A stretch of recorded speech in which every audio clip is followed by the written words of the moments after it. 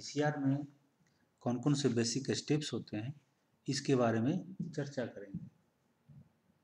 तो पीसीआर और gene cloning दोनों ही जीन को रेप्लिकेट करने में मदद करता है।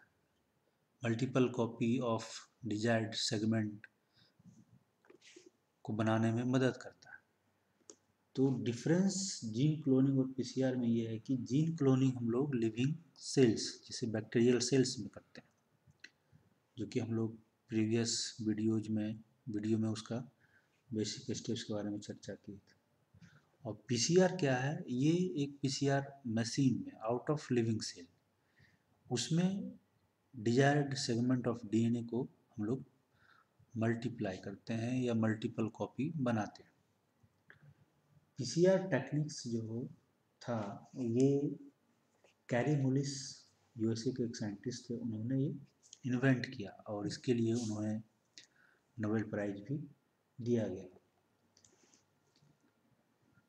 तो इसमें बेसिक स्टेप्स क्या है कि सबसे पहले इसके लिए हमें टेम्पलेट डीएनए की ज़रूरत पड़ेगी और इस टेम्पलेट डीएनए को यानी कि जिसे हमें मल्टीप्लाई करना है, इसको डीनेचुरेशन कराना है।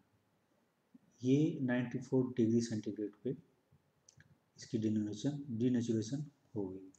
उसके बाद यानी कि दोनों जो टेम्पलेट स्ट्रैंड है, ये दोनों ये जो टेम्पलेट ये जो स्ट्रैंड है, दोनों बोथ जो स्ट्रैंड है इस टेम्पलेट डीएनए का, ये सेपरेट हो जाएगा इस टेम्परेचर पे 94 डिग्री सेंटीग्रेड पे।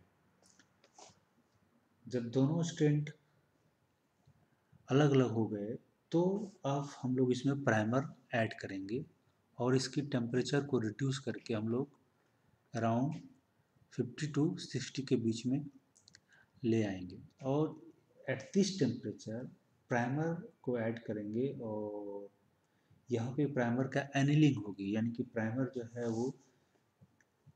जो है एक 3 प्राइम इंड पे जो है प्राइमर दोनों बाइंड करेंगे। और जब ये प्राइमर बाइंड कर गया दोनों 3 प्राइम टर्मिनल पे, अब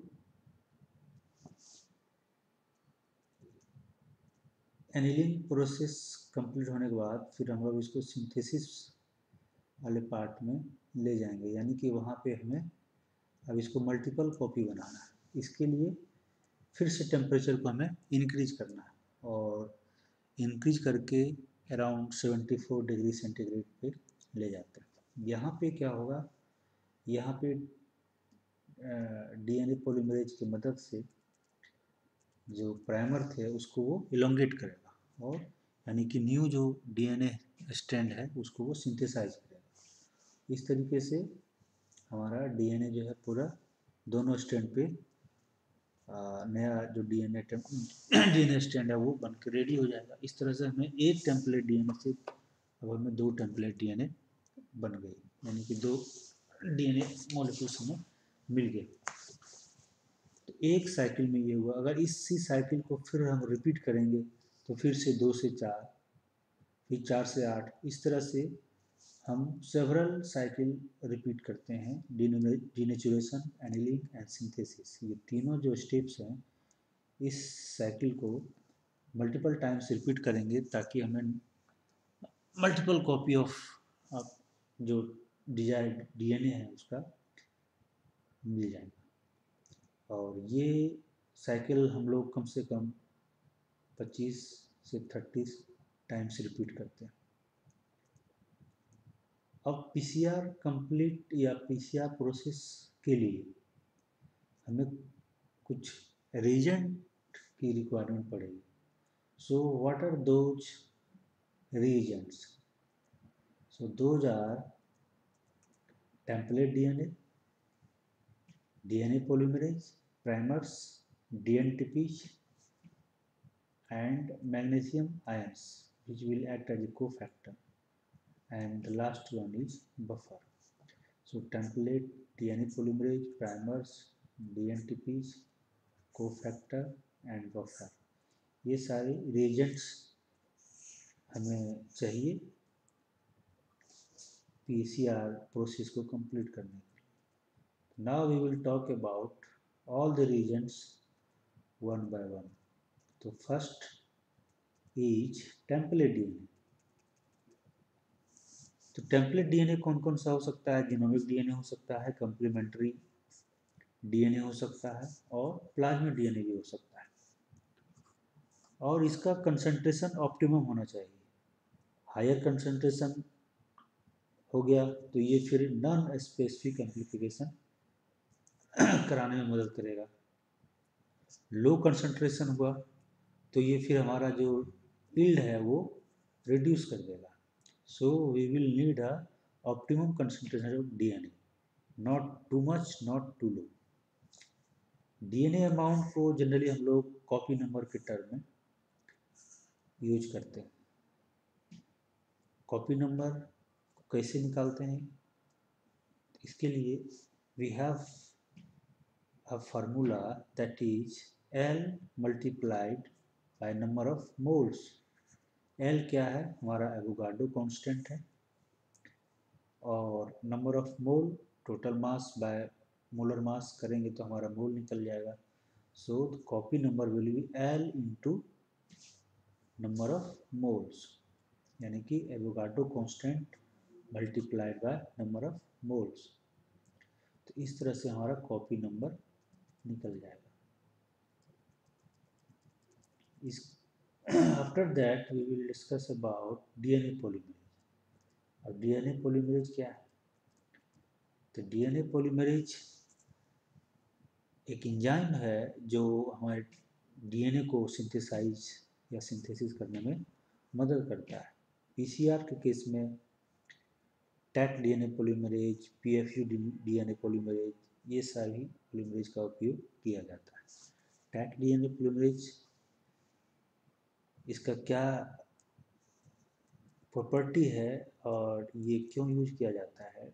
क्योंकि इसकी जो हाफ लाइफ है ये अप्रॉक्स 40 मिनट होते हैं एट द 95 डिग्री सेंटीग्रेड पे। इतने डिग्री सेंटीग्रेड पे बहुत सारे एंजाइम्स वर्क नहीं करते, लेकिन इसकी खासियत है टैक डीएनए पॉलीमरेज की, ये up to 95 degree 94 degree centigrade तक में भी ये अपना एक्टिविटी, मैक्सिमम एक्टिविटी जो है ये अपना ये शो कर सकता है।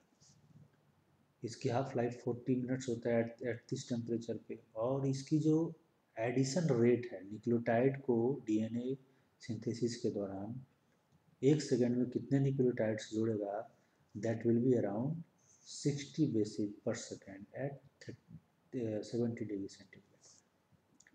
और this enzyme has the capacity to amplify up to 5 kb template DNA.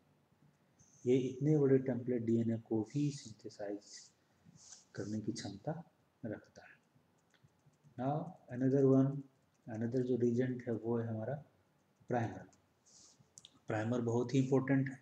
Primer अब जब तक ऐड होगा नहीं, प्राइमर जब तक टेम्पलेट डीएनए से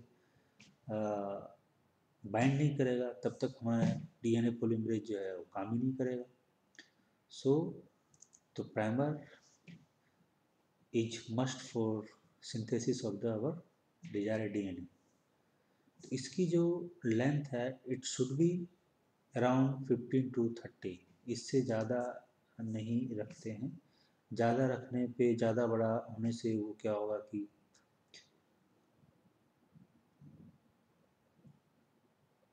उसकी एम्प्लीफिकेशन जो है वो उसमें प्रॉब्लम हो सकती है।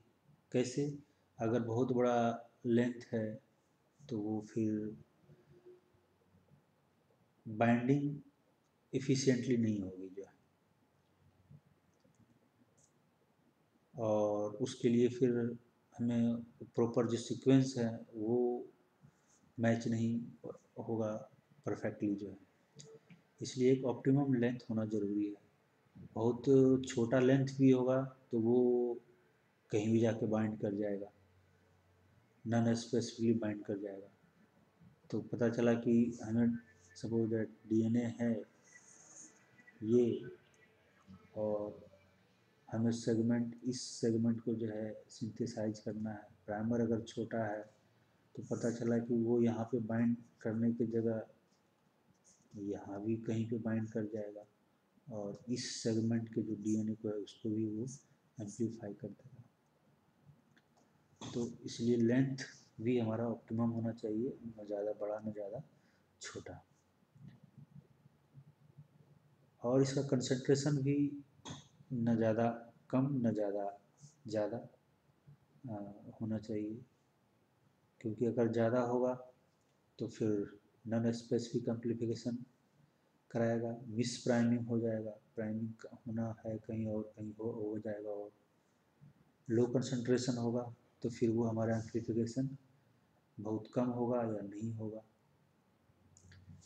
मेल्टिंग टेम्परेचर इसका 55 टू 70 डिग्री सेंटीग्रेड होना चाहिए, और जो जीसी कंटेंट है इस दोनों बेस पेयर का जो कंटेंट है हमारे प्राइमर में वो अप टू 40 टू 60% होना चाहिए, और दैट शुड बी यूनिफॉर्म। ऐसा नहीं कि मान लीजिए कि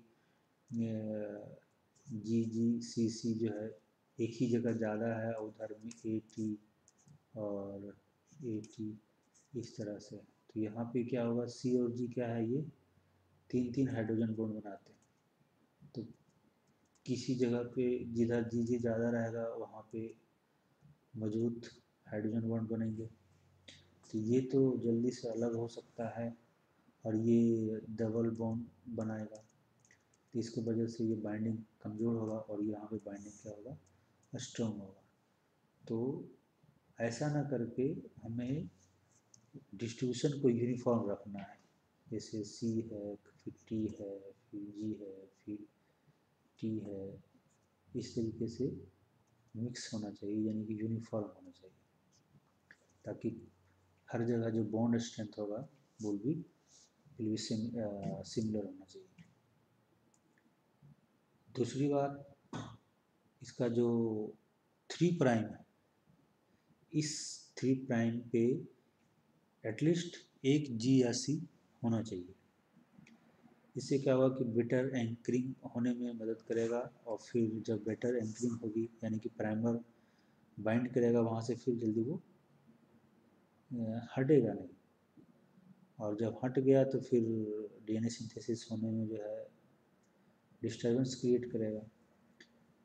तो एक एटलीस्ट एक जीसी होना चाहिए 3 प्राइम एंड पे for proper anchoring and extension, और 3 से ज़्यादा भी नहीं होना चाहिए। अगर 3 से ज़्यादा हो गया तो फिर वो नॉन स्पेसिफिक प्राइम जो है करवा देगा, इसलिए हमें उसको अगर मिनिमाइज करना है, नॉन स्पेसिफिक प्राइमिंग को मिनिमाइज करना है, तो हमें जीसी कंटेंट को प्राइमर में 3 से ज़्यादा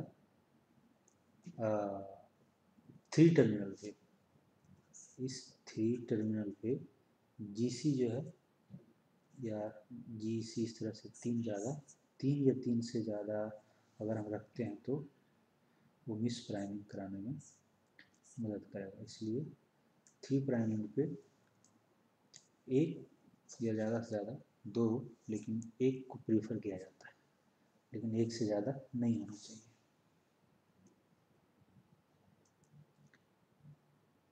फिर है डीऑक्सी न्यूक्लियोसाइड ट्राइफॉस्फेट, तो ये DATP हो सकता है, TCTP, DGTP एंड DTTP, चारों बेसिज का ट्राइफॉस्फेट फॉर्म में ज़रूरी है, और इस चारों बेसिज को इक्वल कंसंट्रेशन में होना चाहिए।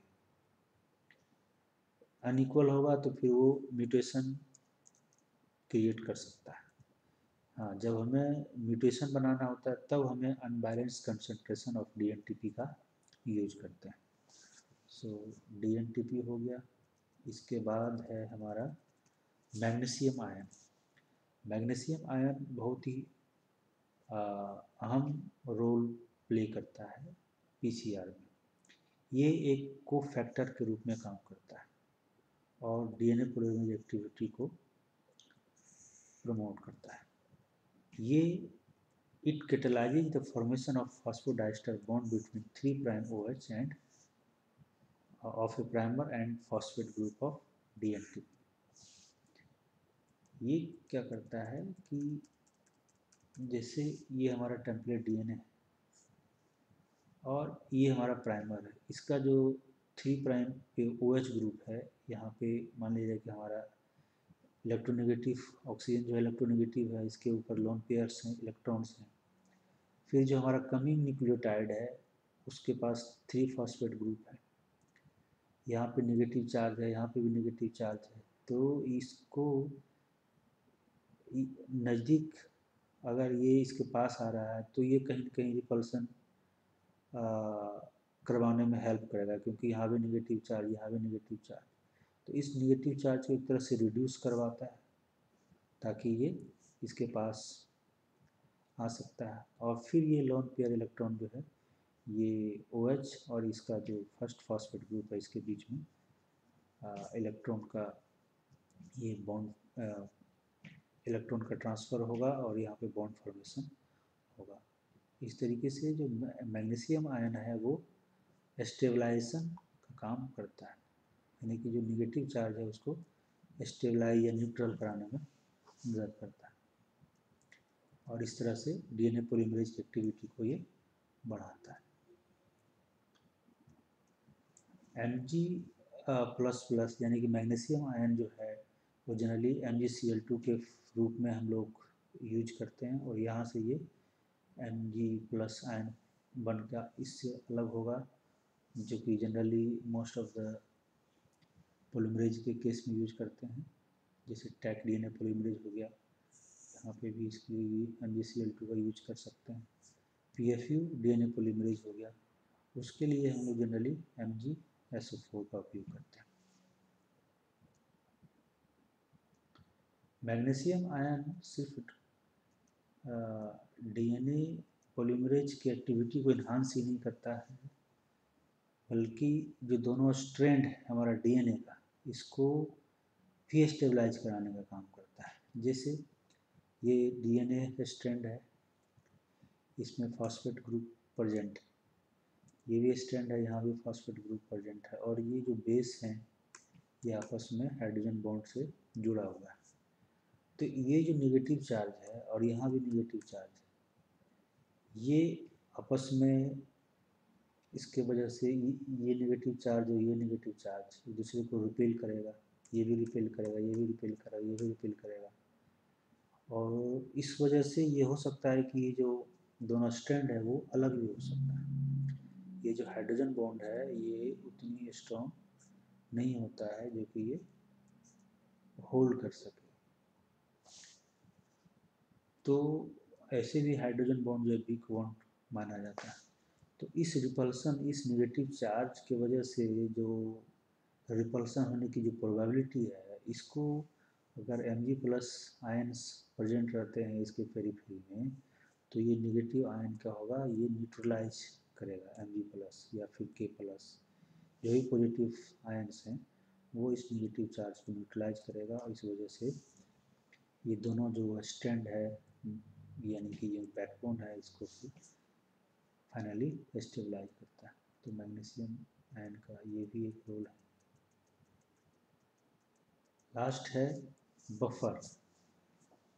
तो ये एक suitable chemical environment DNA polymerase activity के लिए प्रोवाइड करता है, और जो बफर का pH है वो इट शुड बी अराउंड 8 और बिटवीन 8 एंड 9.5। सो बफर का pH हमारा इतना होना चाहिए। तो ये सारे रीजेंट्स थे और जो स्टेप्स थे, डीनेचुरेशन, एनिलिंग एंड सिंथेसिस। तो ये 3 स्टेप्स और प्लस इतने सारे रीजेंट्स, ये सारे मिलके हमें PCR को एक मतलब कंप्लीट कराने में मदद करता है। तो ये सब थे basic steps what we have discussed now. Later we will discuss about its type, कितने प्रकार के PCRs होते हैं और कौन कौन से हैं। Thank you.